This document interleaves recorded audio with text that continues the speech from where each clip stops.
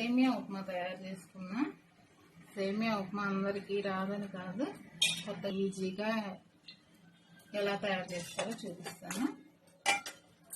ముందుగా ఆయిల్ వేసి తాలింపు గింజలు, ఆవాలు, మినపప్పు, పచ్చిశనగపప్పు, జీలకర్ర, ఎండుమిర్చి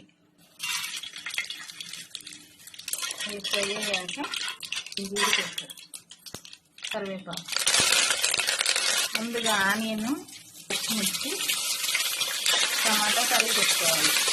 ఆనియన్ ఫ్రై అవ్వాలి. ఇది బ్యాంబీనో సేమియా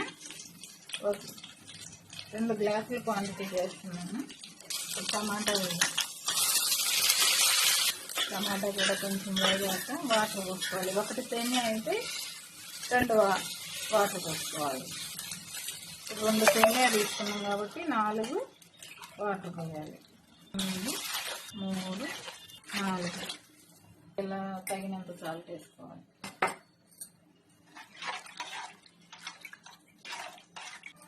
ఈ వాటర్ సాల్ట్ సరిపోయిందో లేదో చెక్ చేసుకోవాలి. ఎసురు పోసాం కదా, సాల్ట్ వేసాము, బాగా కాగనివ్వాలి. కాగిన తర్వాత కాగిపోయింది.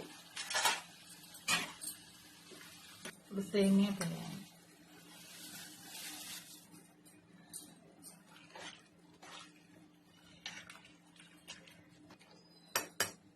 సేమియా ఉడికేదానికి మూత పెట్టుకొని ఉడికించాలి.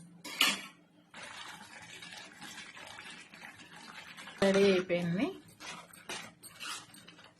ముద్దగా కావాలనుకుంటే 1కి 2 వాటర్ పోసుకోవాలి.